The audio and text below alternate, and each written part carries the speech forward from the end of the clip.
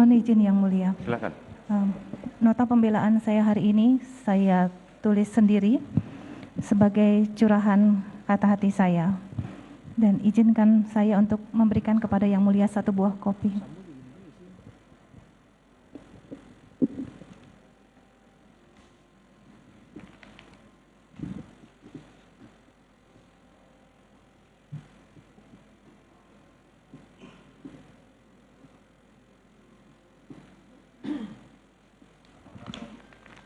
Mau dibacakan?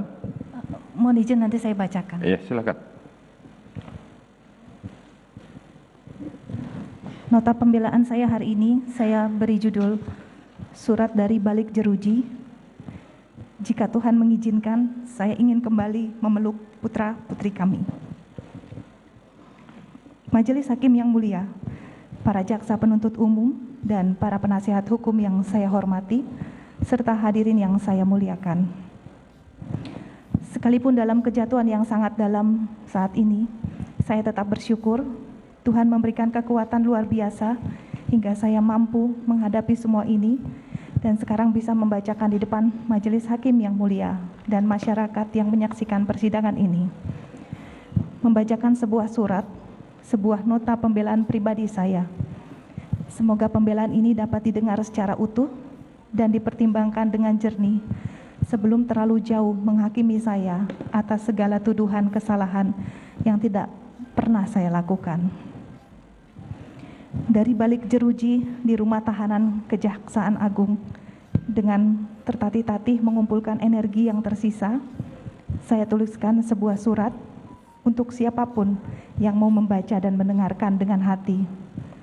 Sebuah nota pembelaan dari seorang perempuan yang disakiti dan dihujam jutaan tuduhan, stigma, fitnah atas apa yang tidak pernah dilakukan. Sebuah nota pembelaan seorang ibu yang dipisahkan paksa dari anak-anaknya hanya dengan dasar tuduhan yang rapuh dan mengada-ngada. Huruf demi huruf dan setiap kata yang saya tuangkan di sini mengalir membawa ingatan pada orang-orang tersayang di luar sana, khususnya anak-anak di rumah dan di sekolah, suami yang telah ratusan hari berpisah sejak di tahanan di Makobrimob, hingga orang tua dan seluruh sahabat yang juga ikut merasakan derita yang kami alami. Namun lebih dari itu, coretan pena di lembar kertas putih ini berulang kali saya rasakan seperti irisan luka yang disobek paksa kembali dan seperti pisau yang disayatkan lagi pada perih luka yang belum pernah sembuh hingga saat ini. Berkali-kali, yaitu ketika saya harus menjelaskan apa yang terjadi pada sore hari di rumah kami di Magelang, 7 Juli 2022 lalu.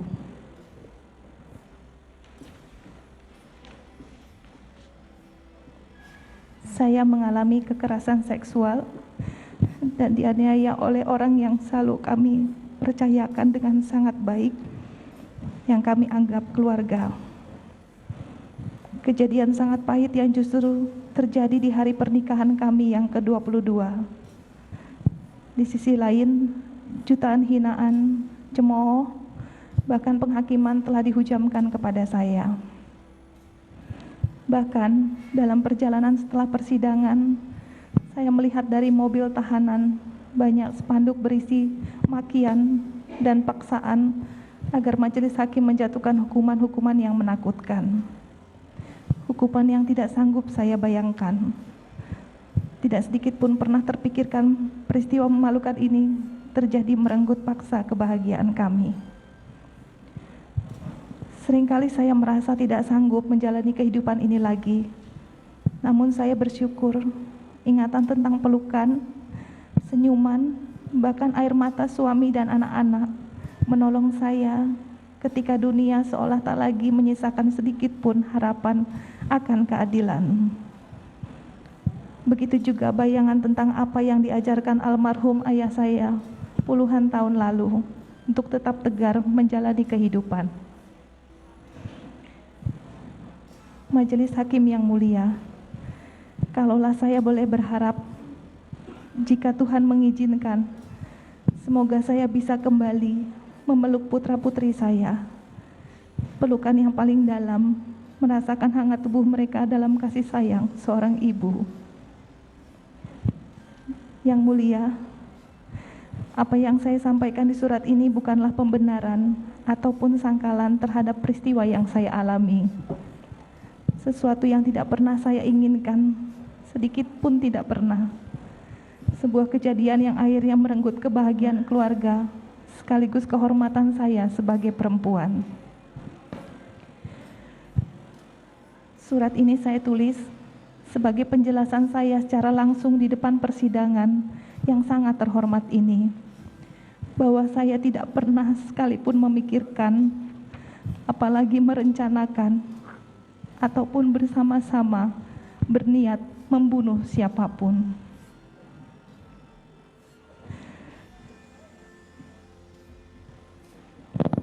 Majelis Hakim yang mulia, para jaksa penuntut umum, dan para penasihat hukum yang saya hormati.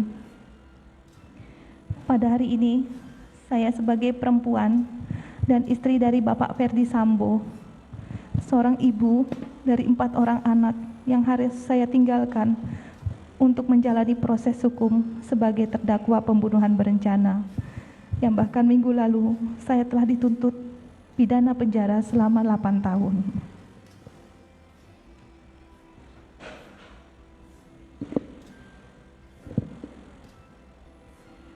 Di saat proses hukum yang berjalan mencari keadilan bagi korban, saya dihadapkan dengan tudingan serta fitnah oleh banyak pihak dari berbagai kalangan masyarakat, bahkan pejabat publik yang ikut beramai-ramai membantah dan mengucilkan saya sebagai korban kekerasan seksual. Majelis Hakim yang mulia, dengan tuduhan sebagai pelaku pembunuhan berencana yang sampai saat ini tidak saya pahami, tidak pernah saya menyangka pada tanggal 8 Juli 2022 bisa terjadi. Konstruksi yang dibangun dengan menambah aspek perselingkuhan rasanya tidak pernah cukup untuk mendakwa saya sebagai pelaku pembunuhan berencana, namun juga menuding saya sebagai perempuan tidak bermoral.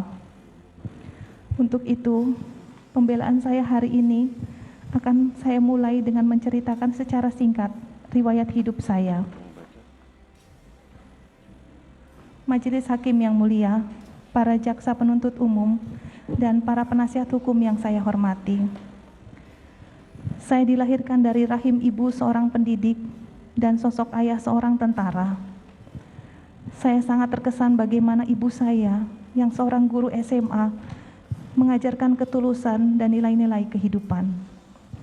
Sementara dari ayah saya belajar tentang kedisiplinan dan ketegaran dari setiap tantangan hidup yang saya alami.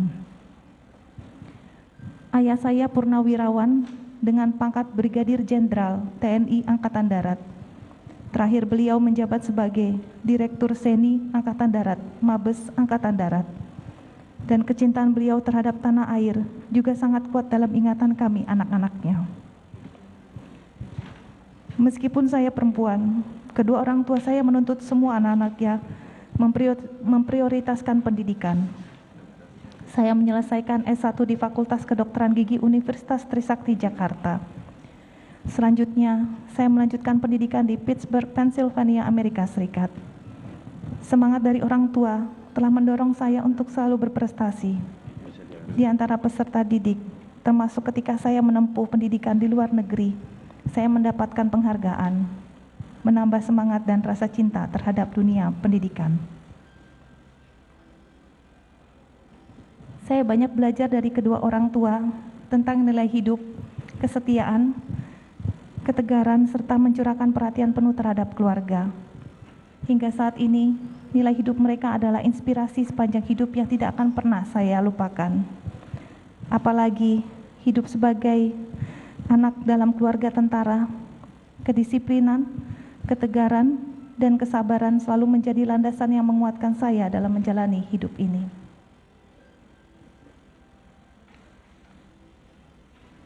Dari ibu, seorang guru SMA, saya belajar mengasihi, berbuat baik untuk siapa saja, dan dipacu untuk mendapatkan pendidikan sebaik-baiknya. Dari lubuk hati yang terdalam, Izinkan saya berterima kasih kepada ayah dan ibu saya yang sudah mendidik, mengasihi, dan memberikan nilai-nilai kehidupan yang baik dalam hidup saya. Dan saya mohon maaf yang sebesar-besarnya bila ibu saya harus bersedih dikarenakan peristiwa yang saya alami. Majelis Hakim yang mulia, dalam usia belasan tahun saat saya sekolah di SMP Negeri 6 Makassar, Tuhan mempertemukan saya dengan Bapak Ferdi Sambo. Saat itu, sewajarnya siswa SMP, kami berinteraksi sebagai teman sekolah, belajar bersama, bermain dan bersenda gurau. Kemudian saya melanjutkan sekolah di SMA yang berbeda. Sekalipun demikian, kami tetap menjalin komunikasi dengan baik. Selanjutnya Bapak Ferdi Sambo menjalani pendidikan di Akademi Kepolisian Semarang. Hingga kemudian kami dipertemukan kembali, disatukan, dan mengucap janji setia dalam pernikahan di altar gereja pada tanggal 7 Juli 2000. Saya sangat bersyukur, bangga, dan bahagia memilih seseorang yang saya cintai, Inspektur 1 Ferdi Sambo, Sarjana Hukum, sebagai pasangan hidup saya. Saat itu suami saya masih menjalankan tugasnya di Polres Jakarta Timur. Sejak saat itu, saya memasuki hidup baru sebagai seorang istri Polri, seorang bayangkari.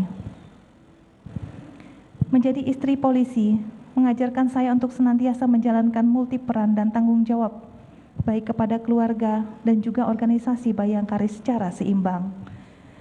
Saya belajar tentang bagaimana istri harus mendampingi suami dan mendapat bimbingan dan pengalaman dari para senior di bayangkari. Selain itu juga, kita berbagi suka dan duka dalam mendampingi suami tercinta, mendapatkan berbagai ilmu dan pengalaman yang luar biasa. Tekad saya pun dalam berorganisasi bayangkari adalah melayani, bukan untuk dilayani. Saya juga harus belajar merelakan dan memahami situasi yang mewajibkan suami untuk mendahulukan pelaksanaan tugasnya